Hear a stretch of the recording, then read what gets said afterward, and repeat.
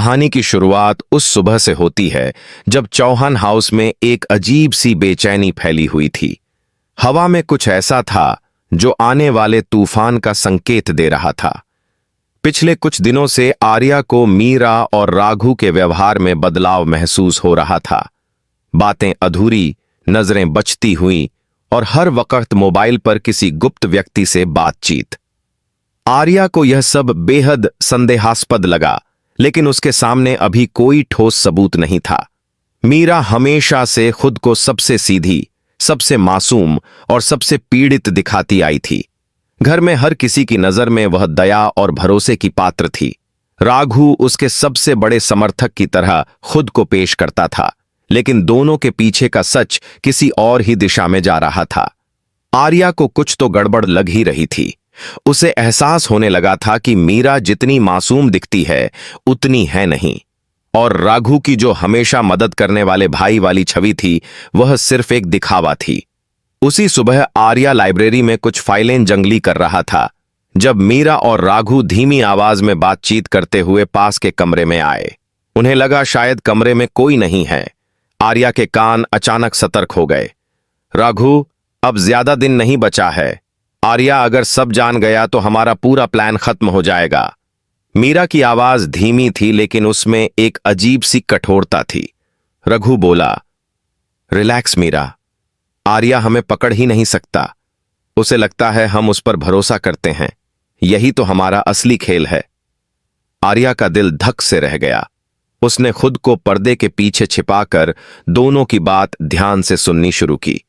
मीरा ने कहा, तुम्हें पता है राघु, अगर यह सच सामने आ गया कि हमने ही आनू और आर्या को अलग करने की साजिश रची है, तो हम दोनों कहीं के नहीं रहेंगे।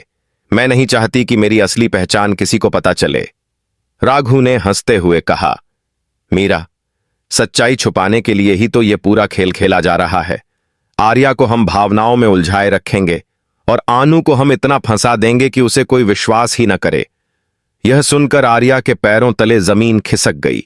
उसे समझ आ गया कि इतने समय से जो समस्याएं, गलतफहमियां और रिश्तों में दरारें आ रही थीं, वे सब योजनाबद्ध थीं।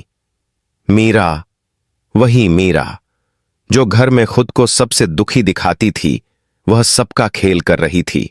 और रघु, जिस पर आर्या सबसे ज्यादा भरोसा करता था, वह ही सारी साजिशों का सूत्रधार निकला।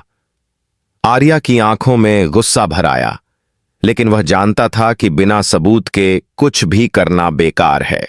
उसे दोनों का असली चेहरा सबके सामने लाना ही होगा, लेकिन सही समय पर, सही तरीके से।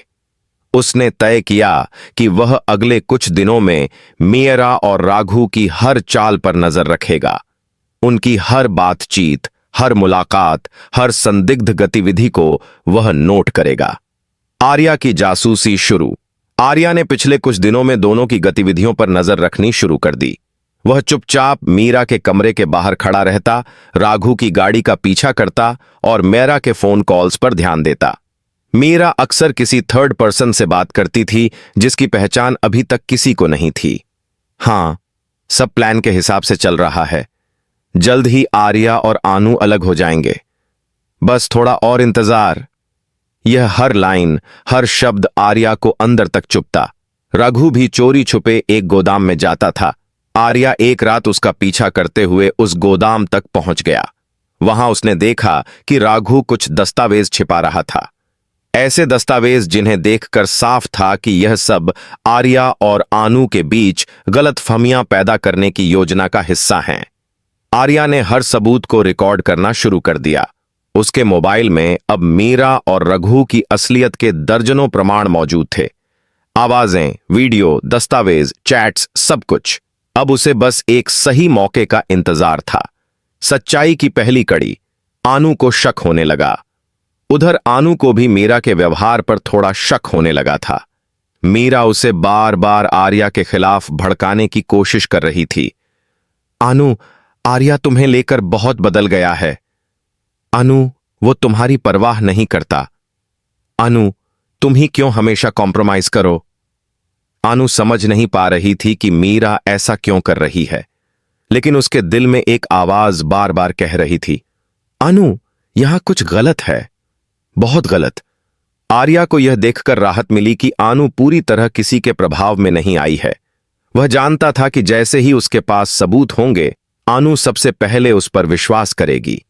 मीरा और राघु का बड़ा प्लान। इधर मीरा और राघु अपनी सबसे बड़ी चाल की तैयारी कर रहे थे। एक ऐसी चाल जो आर्या और आनू को हमेशा 2023 तक के लिए अलग कर दे। राघु ने कहा, मीरा, बस आज रात की मीटिंग के बाद सब कुछ खत्म। आर्या और आनू दोनों एक दूसरे से नफरत करने लगेंगे। मीरा ने आंखों में चमक के साथ कहा, मैं तो इस दिन का इंतजार कर रही थी। मुझे किसी से भी मुकाबला पसंद नहीं, चाहे वो आनू हो या आर्या। आर्या छुपकर यह सब सुन रहा था। अब उसके पास संदेह नहीं, सच था। एक कड़वा सच जिसे उजागर करना जरूरी था। आर्या का फैसला। अब खेल पलटेगा बहुत हो चुका था। आर्या ने तय किया कि कल सुबह ही वह मीरा और राघु के चेहरे उतार देगा। वह सोच रहा था, मैंने उन पर भरोसा किया, लेकिन उन्होंने मेरे ही खिलाफ साजिश रचते रहे।